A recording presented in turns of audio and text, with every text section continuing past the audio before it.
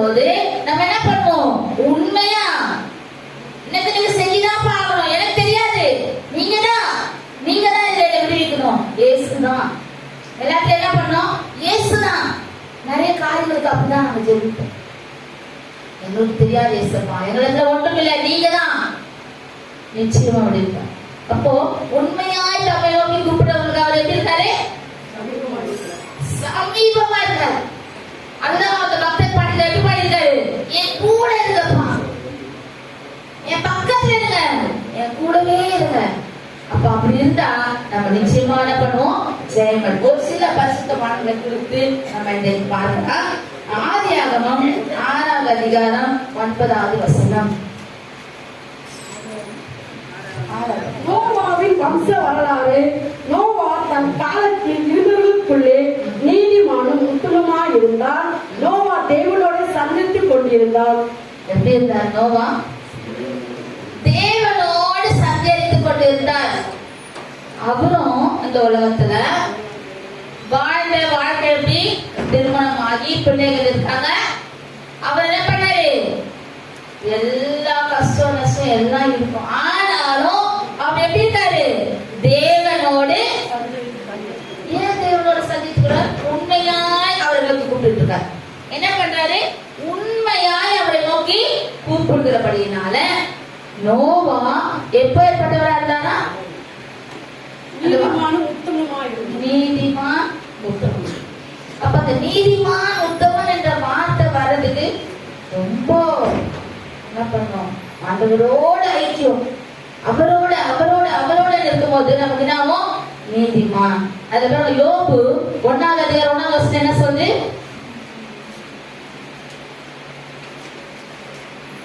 தேசத்திலே யோபு என்று பெயர் கொண்ட ஒரு மனுஷன் இருந்தான். அந்த மனுஷன் உத்தமனும் சன்மார்க்கனும் தேவனுக்கு பயந்து பொல்லாப்புக்கு விலகுமாய் இருந்தான். யாரு? யோபு. யோபு பொல்லாப்புக்கு விலகுற. அவருக்கு எத்தனை பிள்ளைங்கம்மா யோபுக்கு?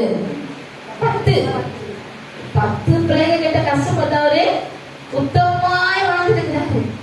எப்படி இருக்காரு? என் பிள்ளைகள் நிமித்தம் நான் ஆண்டவன் எல்லா காரியங்களும் என்ன பண்ணுவாரு? ஃபாஸ்டிங் இருப்பாரு, பிரேயர் பண்ணுவாரு. ஏன்னா உத்தமனும் சன்மார்க்கனும் தேவனுக்கு பயந்து பொல்லாப்புக்கு விலகி போறார். அப்போ அவனோட தேவன் இருந்ததுனால அவரு எல்லா கஷ்டங்களையும் தாண்டி வந்தார். தாண்டி வந்து அவங்க வைஃப் சொல்றாங்க 2ஆவது அதிகாரத்துல, இவ்வளோ கஷ்டப்படுறியே, புண்ணு வந்துருச்சு, ஓடு எடுத்து சொல்லிட்டு இவ்வளோ பெரிய பணக்காரன் இந்த லெவலுக்கு வந்துட்டு, ஆனா நீ என்ன பண்ணு? யார தூசிக்கு சொல்லி நல்ல ஐடியா கொடுக்குறாங்க? ஜீவன். அவர் என்ன சொல்றாரு ஒரு வார்த்தை? அதுக்கு அவன் பைத்தியக்காரி பேசுகிறது போல் பேசுகிறாய். படிங்க. தேவன் கையிலே நன்மையை பெற்ற நாம் தீமையும் பெற வேண்டாமோ? தீமை வந்து தேவன் நமக்கு அனுமதி, நான் எப்படி இருக்கிறேன்றத செக் பண்றாரு. ஆனா நான் என்ன பண்ண மாட்டேன்? தேவனை தூஷிக்க மாட்டேன். ஒரு நாள் உண்டு, அந்த நாள்ல நான் எப்படி இருப்பேன்? எப்படி சொல்றாரு ஒரு வார்த்தை, எல்லாம் முடிஞ்சிச்சு. யோபு 42ஆம் அதிகாரம் 2ஆவது வசனம் என்ன சொல்றது? தேவனின் சகலத்தையும் செய்ய வல்லவர், நீ செய்ய நினைத்தது தடைபடாது என்பதை அறிந்திருக்கிறேன். அவர் எல்லாம் செய்ய முடியாது, அவருக்கு தெரியும். யாருக்கு தெரியும்? அதெல்லாம் சொல்றாரு. யார்கிட்ட சொல்றாரு? சாத்தா கிட்ட சொல்றாரு. 1ஆவது அதிகாரம் 2ஆவது வசனத்துல சொல்றாரு, எல்லா இடமும் சுத்தி பார்த்து யோபு மேல் கண் வைத்தாயோ? ஏன்? அவன் எதிர வாங்கியார் அப்படின்னு அவனை என்ன பண்ணிருக்கிறேன்? ஆசை வைத்திருக்கிறேன் அப்படின்னு சொல்லி அவர் பட்ட பாடலாம் போய் என்ன சொல்றாரு? தேவனால எல்லாம் செய்ய முடியும். அவருடைய தண்டி கொடுக்கிறவர்களுக்கு ஜெயம் உண்டு. அதனால என்ன பண்ண வேண்டியது? பயப்பட வேண்டியதே இல்லை. அப்போ நோவா எப்படி இருந்தாரு? அந்த காலத்துல மழை எத்தனை நாள் பெய்யுது? அவ்வளவு நாள் மழை பெய்யுது. எல்லாம் என்ன சொல்றாரு? நீயும் உன் குடும்பமும் தப்பித்துக் கொள்றதுக்கு என்ன பண்ணு? வேலையை கொடுத்தாங்க. வேற யாருக்காவது ஐயா கொடுத்தாரா? எல்லாத்தையும் சொல்றாரு. இப்போ இந்த உலகம் அழிய போது, பூமி அழிய போது, யார கேட்கிறாரு? ஆண்டவர் பார்த்தாரு, நீங்க குடும்பமா உள்ள போங்க. என்னென்ன விருதுகளை உள்ள அனுப்புனாரு. அனுப்பிட்டு என்ன பண்ணாரு? கதவை நோவா லாக் பண்ணா இறக்கப்பட்டு திறந்துருவாரு. ஆண்டவரே சீல் வச்சுட்டார். எதுக்கு? பாவம் பெருகிறதுனால ஆண்டவரே சீல் வச்சு என்றைக்கு நான் திறப்பேன் அன்றைக்கு தான் நீங்க வெளியே வரணும். ஏன்னா தேவனுக்கு உலகத்துல கோபம் அதிகமாய் ஊட்டினார்கள். பாவம் பெருகிடுச்சு. அப்ப தேவன் என்ன பண்ணாரு? இந்த நோவாகிய இந்த நீதிமான என்ன பண்ணும்? பாதுகாக்கணும்னு சொல்லி பாதுகாத்தார். தேவன் நோவாவோட இருந்ததுனால அந்த குடும்பம் எல்லாமே பாதுகாக்கப்பட்டாங்க. அவர்கள் மூலமாய் மறுபடியும் உலகம் உண்டாயிற்று. அப்போ தேவனோடு நாம இருக்கும்போது என்றைக்குமே என்ன ஆகாது? தண்ணீரிடம் மூழ்கி போக மாட்டோம். எந்த வியாதி வந்தாலும் ஒண்ணும் பண்ண முடியாது. வியாதி வரும், அது தன்னால போயிடும். ஏன்னா நம்ம இருதயத்துல இருக்கிற தேவாதி தேவன் நமக்கு ஜெயம் கொடுக்கிறவர், நமக்கு நன்மை செய்கிறவர் நம்ம கூடவே இருக்கிறோம். மற்றவங்களுக்கு தெரியாது. தேவன் நம்மளோட நம்ம கொடுக்கிற ஜெயம் மற்றவர்களுக்கு தெரியாது. ஆனா நமக்கு தெரியும். நம்ம என்ன சொல்லலாம்? எனக்கு வரதெல்லாம் இதெல்லாம் காணல் நீர் போல ஓடி போயிடும். என்ன பண்ண வரும், ஆனா காணாம போயிடும். ஏன்னா இயேசு பெரியவர், தேவாதி தேவன் பெரியவர் என்னோட இருக்கிறாரு. அடுத்ததாக கூட ஒரு நீதிக்கான பார்க்கலாம். நம்ம ஆதியாகமம் 15வது அதிகாரம் 1 வசனம். இந்த காரியங்கள் நடந்த பின்பு கர்த்தருடைய வார்த்தை ஆபிரகாமுக்கு தரிசனத்திலே உண்டாகி, அவர் ஆபிரகாமே, நீ பயப்படாதே, நான் உனக்கு கேடகமும் உனக்கு மகா பெரிய பலனுமாய் இருக்கிறேன் என்றார். யார பார்த்து சொல்றாரு? ஆபிரகாமே, நீ பயப்படாத, என்ன வேணா வரட்டும், நான் உனக்கு எப்படி இருக்கிறேன்? மகா பெரிய கேடகம். கேடகம்னாலே பயங்கரமான ஒரு என்ன இருக்கு? நமக்கு தைரியம். ஆண்டவர் கொடுக்கிறது மகா பெரிய பலனமா இருக்கிறது. எதுக்கு பயப்படுற? ஒன்றுமே இல்லைனாலும் எப்படி இருந்தாராம் ஆபிரகாம்? செல்வ சீமானாய் வாழ்ந்தாராம். எப்படி வாழ்ந்தாரு? செல்வ சீமானாய். ஏன்? தேவன் அவரோட இருந்ததுனால. தேவன் அவரோட இருந்ததுனால இன்னைக்கு நம்ம என்ன சொல்லணும்? இயேசுவே என் கூட இருந்தப்போ அது போதும். நாங்க எல்லாத்துலயும் என்ன பண்ணுவோம்? செயல்படுப்போம். எதுலையும் தோற்று போக மாட்டோம். எதுலையும் தோற்று போற மாதிரி சாத்தான் நமக்கு காட்டுவான்.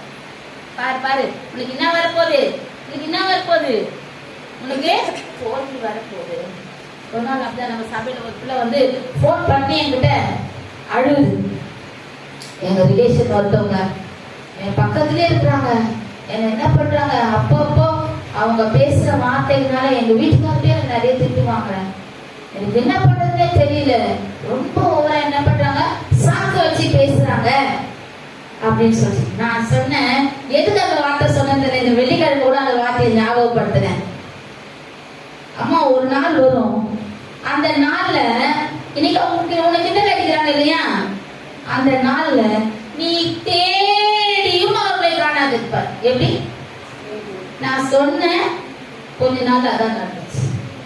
பக்கத்துல வீடு இருக்குது, ஆனா அவங்க இல்லை. ஏன்? கர்த்தருடைய பிள்ளைய அவங்க கிண்டல் அடிச்சு தேவையில்லாம அழ வைத்ததுனால யாருக்கு வந்துச்சு? அந்த பிள்ளைக்கு அழுத வந்துச்சு, மனசுல துக்கம் வந்துச்சு. ஐயோ ஆண்டி, என்ன பண்றதுன்னே தெரியல, இதான் நான் வீட்டுல ரொம்ப திட்டு வாங்குறேன். அப்போ நான் சொன்ன ஒரே ஒரு வார்த்தை, அம்மா நீ கர்த்தருடைய பிள்ளை, நீ கர்த்தரை தேடுற. உன்னை கிண்டல் அடித்து அவங்க பேசி உன் கண்ணுல கண்ணீரை பார்த்தார்களே, ஆனால் என்ன நடக்கும்? என்ன நடக்கும்? நீ வந்து அதனால கவலைப்படாதம்மா. அப்போ கர்த்தர் நம்மோட இருக்கும் போது நம்மள எப்படி வச்சிருப்பாரு? எல்லாவற்றிலும் அதனால நம்ம என்ன பண்ண வேண்டியது? தேவன் ஆபிரகாமோட இருந்ததுனால அவர் செல்வ சீமானாய் வாழ்ந்தார். நீ இந்த இடத்தை விட்டு புறப்பட்டு போனாரு. உடனே என்ன சொன்னாரு? ஏன் கேட்கல? ஆண்டவர் இருக்க சொல்றாரு. ஏன்னா அவங்க அப்பா அம்மா எல்லாரும் எப்படி இருக்காங்க? இந்து எல்லாரும் எப்படி இருக்காங்க? எல்லாம் விக்கிரத்தோட. ஆனா என்ன சொன்னாரு? நீ போ, நான் உன்னை ஆசீர்வதிப்பேன். அப்போ தேராது அவரோட அப்பா. ஆனாலும் கர்த்தர் அந்த ஆபிரகாமோட இருந்ததுனால அவர் ஆண்டவர் என்ன பண்ணாரு? செல்வ சீமானாய் மாற்றினார். ஈசாக்கை கொடுத்தார். எவ்வளவு பெரிய தேவன். ஆனா நமக்கு சில காரியங்கள்ல எல்லாத்தையும் மறந்துட்டு என்ன பண்ணுவோம்? ஐயோ எனக்கு இந்த துக்கம் வந்துச்சு, ஏன் வந்துச்சுன்னே தெரியலையே, எனக்கு இந்த போராட்டம் வந்துச்சு, எனக்கு இந்த வியாதி வந்துச்சு, எனக்கு இந்த விளைவினம் வந்துச்சு. வந்துச்சு. ஆனா நீ போக வேண்டிய இடம், நீ கேட்க வேண்டிய இடம், நீ பேச வேண்டிய நபர் யாரோட பேசணும்? தேவனோட பேசணும். இது எனக்கு நீங்கும்படி சென்பரை நீங்கும்படி செய்யுங்க, என் வியாதி நீங்கும்படி செய்யுங்க. இயேசுவே என் கூடவே இருங்க. யார் கூட அவர் இருந்தாரோ, யாரெல்லாம் அவரோட பேசுறாரோ, யாருக்கெல்லாம் ஒரு வார்த்தை கேட்கப்படுதோ அவங்களாம் ஜெயம் எடுத்தாங்க. இன்னொரு நீதிமானங்களை நம்ம பார்க்கலாம். ஆதியாகமம் 32வது அதிகாரம் 30வது வசனம்.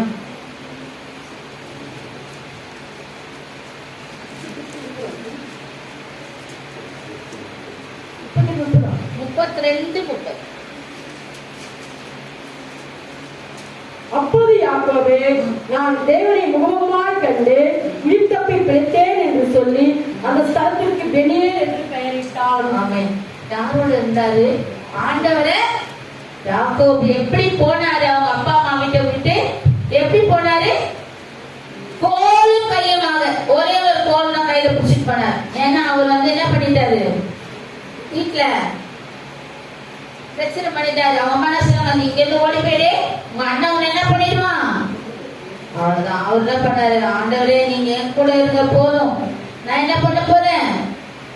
எங்க அம்மா சொல்ற மாதிரி போறேன். ஆனா தேவன் யாக்கோபோட கூட இருந்ததுனால எப்படி வந்தானா? வெறும் கையாய் கடந்து சென்றேன், இரு பரிவாரங்கள் எனக்கு தந்தீர். வெறும் கையாய் நான் கடந்து சென்றேன், இரு பரிவாரங்கள் எனக்கு தந்தீர்.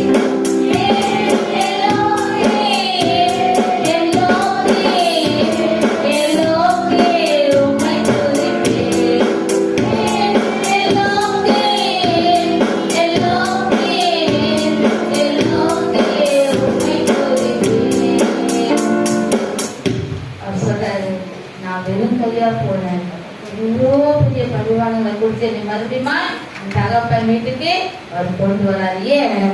அவரோட யாக்கோபோட யார் இருந்தது? யாக்கோபோட யார் இருந்தது? தேவன் இருந்தார். தேவன் யார் கூட? காலையில எழுதும் போது ஜெபிக்கும் போதே சொல்லிடுங்க, இன்னைக்கு ஃபுல்லா நீங்க என் கூட இருக்க ஏசப்பா, என்னோட இருங்க. நான் என்ன பண்ணுவேன்?